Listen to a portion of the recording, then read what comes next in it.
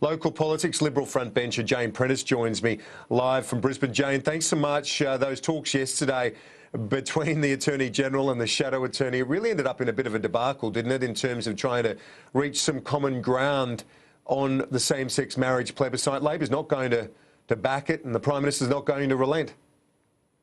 Well, yes, I don't know that talks were the right description. Clearly, we've put our situation on the table. We went to the election with it. We said we want a plebiscite, we want to give all Australians the opportunity to vote. So the Labor Party, who've previously supported a plebiscite, it's now up to them to say, well, what do they want to change about our proposal? And they turned up yesterday with nothing.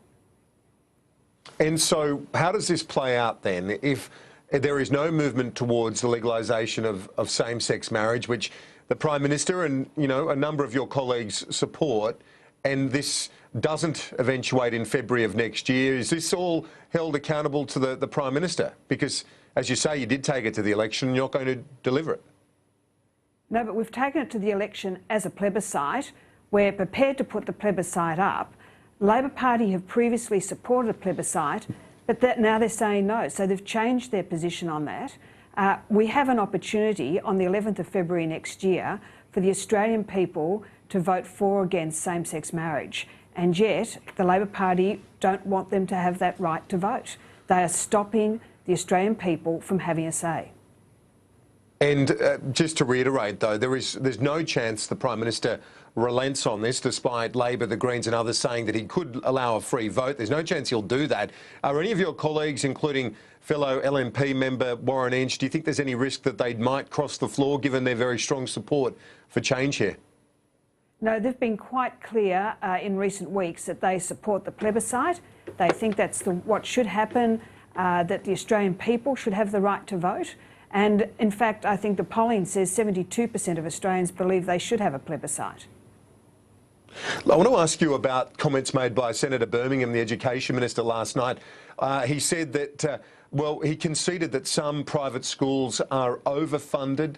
There's been a lot made of those comments this morning in terms of the broader school funding debate. Is this a shift in the Coalition's position on that? Well, I think it's a discussion that Senator Birmingham started last week at the education meeting with ministers from each of the states. And what he's saying is that we need to look at the distribution of funding. We need to make sure that funding is going to evidence-based reforms. And he's inviting the states to contribute their position on where they think money could be more effectively spent. Clearly, just throwing money at education hasn't come up with the sort of solutions or the results that we want, and we need to focus on key areas. So he started by saying, here, we'll put everything on the table. What do the states want to see? Where do they see funding that can support reforms in this area?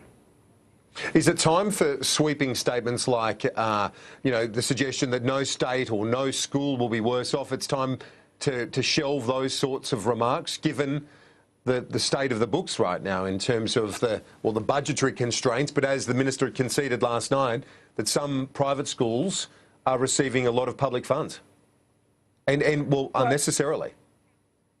Well, if that's the case, then we need to relook at the funding model.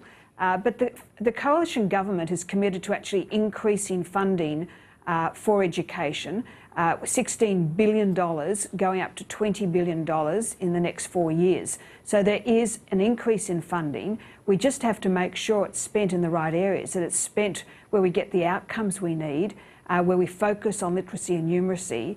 And Minister Birmingham has tabled a whole list of initiatives, and he's now inviting the states to say what they think will work. Now, the funding model is part of that, and we want to make sure that people who need funding, people who can deliver outcomes with the right sort of funding, can be delivered.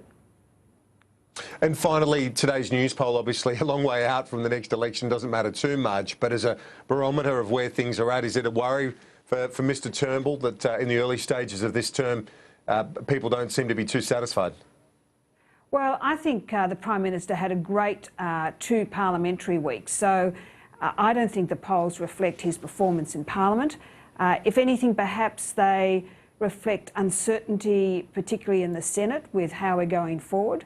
When you look at politics, people want certainty in their government, and at the moment they're probably anxious about whether we're going to get our legislative reforms through the Senate.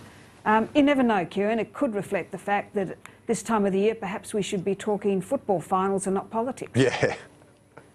Yeah, well, don't worry, we're doing a lot of that. Jane Prentice, appreciate your time this morning. Good to see you. Let's turn our attention now to